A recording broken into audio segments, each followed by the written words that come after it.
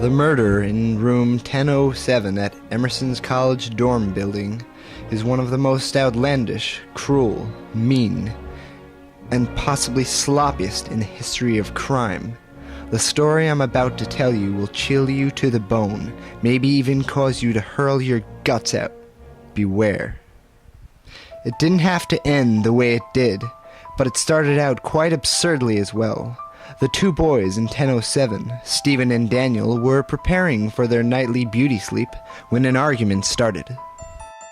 You lock the door. No, you lock it. No, you lock it. No, you lock it. Daniel was incensed.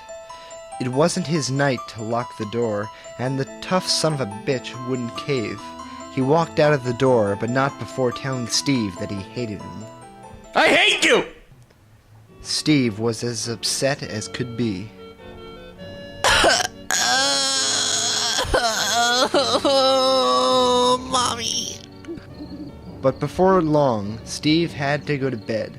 He couldn't afford to be tired for his 8 a.m. ballet lesson. Gosh, I must go to sleep. I can't be late for my 8 a.m. ballet lesson. He shut off the lights.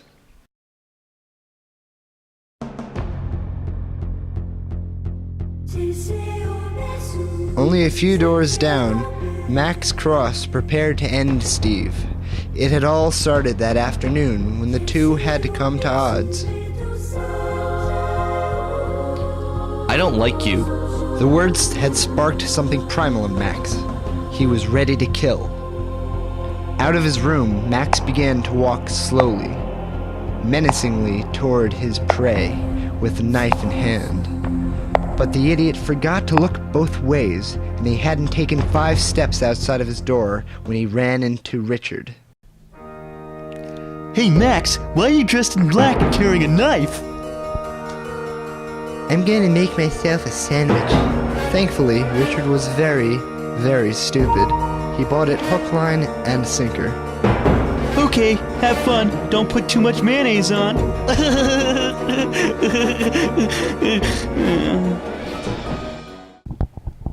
As Richard went back to take his bubble bath in Emerson's pubic hair-infested tubs, Max was near 1007. Max stepped into the room, a room filled with darkness. Unable to see a thing, Max made the mistake of lightly kicking an object on the ground. It was upon this kick that Steve would begin to make the mistakes that would cost him his wretched little life. You see, Steve heard the sound from Max's foot. However, Steve assumed that it was Dan re-entering the room. He groaned a sentence of his displeasure. Stop making noise. I have ballet practice in the morning. Little did Steve know that Dan had come back many hours ago and was in his bed, and he hadn't locked the door. Unfortunately for Steve, he had a history of talking in his sleep. Excuse me, ma'am. Shut the hell up, Steve! Frankly, Dan was sick of Steve's shit. He ignored him and went back to sleep. Max was disoriented, twitching in nervousness over the racket going all around him. He needed to make his move, and quick. In the darkness, Max was able to make out a head and neck. Because of his background, he knew this was the place to attack. Kid, if you need to kill anyone at school, go right for the neck, you hear? Yes, Grandpa. That's my little warrior. Without hesitation, Max swung down his blade with a ferocity never before seen or heard. Hiya! Steve could have saved his own life. In the darkness, Max saw the head of the stuffed animal. Panicked, feeling rushed, he swung down hard, right after he left the knife, and ran out of the room, screaming.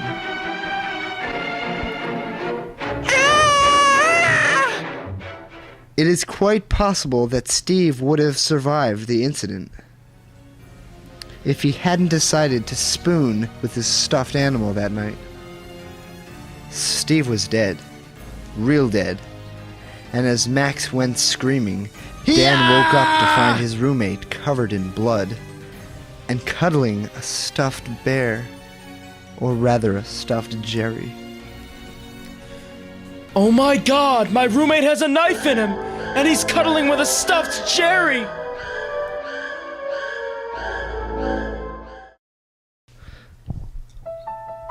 So what happened to Max? Did he get away with it? Hell no. Running out of the room screaming didn't help. Neither did leaving the knife at the scene of the crime. Within minutes, he had been identified and captured. You told me you were gonna make a sandwich, you son of a bitch! Max was taken away and put in jail. He escaped 2 days into his sentence by successfully impersonating a rodent and sneaking out. Nevertheless, after that fateful night, the door to room 1007 was closed forever, the blood still soaking the walls and the spirits of Steve, and his stuffed Jerry still haunting all who come across it.